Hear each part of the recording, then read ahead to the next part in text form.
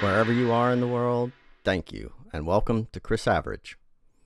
Warning, definite spoilers ahead for Fantastic Four First Steps.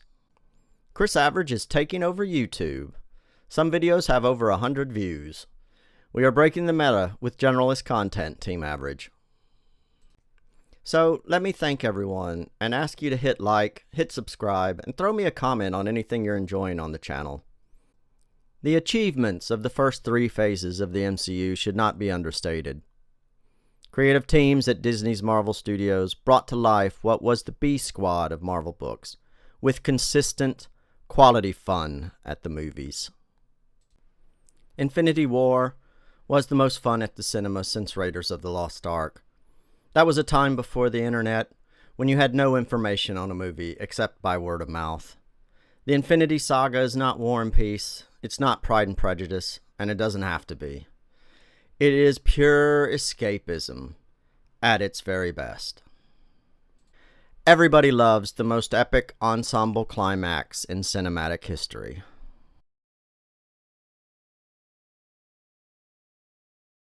It might be generous to say the post-Endgame MCU is mixed. Spider-Man: No Way Home is S-tier MCU. If someone had kept James Gunn disciplined, Guardians 3 would have been A-tier. But here lies the systemic problem following the Endgame victory lap. Phase 6 of the MCU began this week with Fantastic Four First Steps. The first family of Marvel, Stan Lee and Jack Kirby's first superhero team, is not a book I collected, but I had exposure. In fact, and very germane to this review, the one Fantastic Four comic I bought was issue 257, and actually it is one of my favorites in my whole collection. I bought it because everyone thinks Galactus is cool, and the great John Byrne cover art. Little did I know how epic the book would be. Galan, weak from hunger, debates with death, before devouring the Skrull throne world. Reed, Susan, Johnny, and Ben are in the original Secret Wars. FFHQ, the Baxter Building, is in New York City. They often helped Spider-Man, most notably removing his symbiote suit, the Venom suit. Spidey and Johnny Storm are friends. Joss Whedon gave them great cameos in his fantastic run on Astonishing X-Men. My spider sense started to tingle when the first trailers revealed Galactus, and later, Franklin Richards. I'm just an average nerd, and usually that does not get in the way when it comes to nerd cinema. This time, I was surprised how nerdiness affected my feelings towards this film. Maybe a second viewing, being now prepared, will help me actually judge the movie. Let me say that First Steps does exactly what it says on the tin. Like Iron Man and Thor back before 2010, First Steps sets a foundation stone. What this movie needed to land, the most important element, was introducing the ensemble cast properly. Vanessa Kirby is the standout as Sue, and Eben Moss-Bachrach is excellent as Ben Grimm. Pedro, as Reed, is socially awkward but still the team leader. If anything, they underplay Johnny as a New York City playboy, maybe with good reason right now. But these characters have chemistry, and they are as comic accurate as any in the MCU. The retro future motif is not for me, although I like the Baxter Building studio living room. But it is fresh, and should make some contrasting fun when the first family of Marvel hits Earth 616. But Galactus. Having watched this and reacted so violently against it, clearly I need a Galactus Funko Pop. They fell into the usual MCU villain trap, and it really triggered me. My nerd rage surprises me, but I cannot handle Galactus being a cardboard villain and a pushover. Literally. Galactus should be the cosmic version of Robert Patrick T-1000. A bait and switch would never work on him.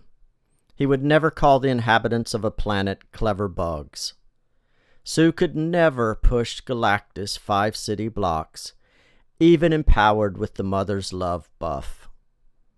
But the worst, the absolute worst for me, was Galactus holding on to buildings to maintain his balance. There is a page in the original Secret Wars where Galactus, defeated by the Beyonder and lying on the ground on Battleworld, is watched by Dr. Doom. He rises, not awkwardly struggling on his hands and knees, but simply levitating to his full majestic height. Doom waxes poetic at his power and dignity in defeat. Galactus ignores Doom completely.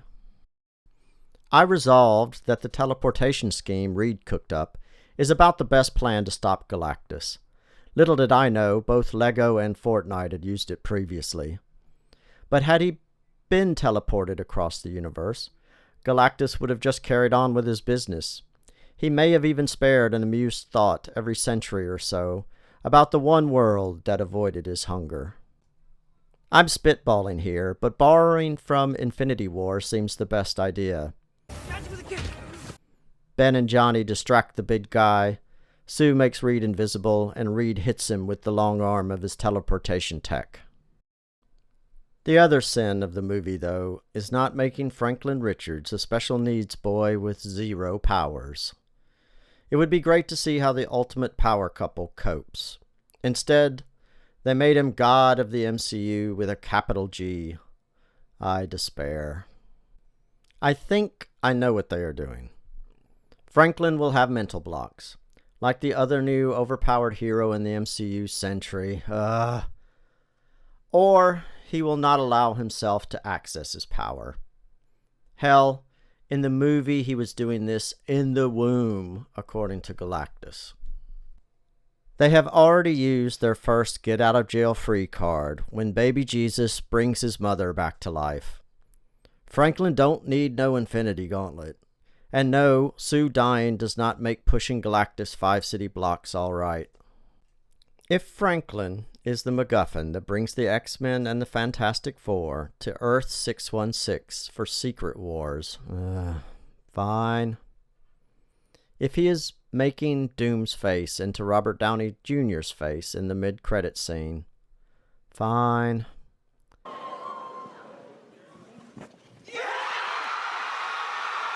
But be like the real God, Franklin. Disappear and do nothing. I display unhinged nerd rage here. It surprised me in the theater, too. My complaints will bother only 2 other people globally. How would I have done it? Suddenly, by switching the sex of the Silver Surfer, you have a terrific way to sort this story. Johnny Storm cannot translate alien languages, but he can be an everyman and charm Shala Ball. Get her to convince Galactus to spare Earth. And have the magic with a kick phase of the climax where Reed slaps a teleportation disc on the big guy. And let it fail to up the stakes. This would have also been comic book accurate. There was a teaser trailer where there even seemed to be a hirsute watcher, so I wonder if the rumored reshoots involved completely resetting the climax. The bait and switch looked so lame in the cinema, I suspect this average nerd is onto something. Looking at Rotten Tomatoes, though, this average reviewer is decidedly not in step with the rest of the globe. Hell, even the critical drinker liked it. I wonder if he has Fantastic Four 257. Galactus could have been the new Thanos, but for me, alas. And I watch babies being cute on YouTube like any average YouTuber. But I cannot unsee Franklin Richards. I quite liked Kenneth Branagh's Thor, but apparently no one else did. I hate what they did with Galactus in this film, but no one else cares. Everything will be fine. Setting the stage for hopefully another decade of fun, this movie succeeds in its prime directive. Introduce the Fantastic Four to the MCU and make them likable. Excelsior. I will just go buy my Galactus Funko Pop in protest. Struggle with peace and pray to Franklin Richards. Team Average.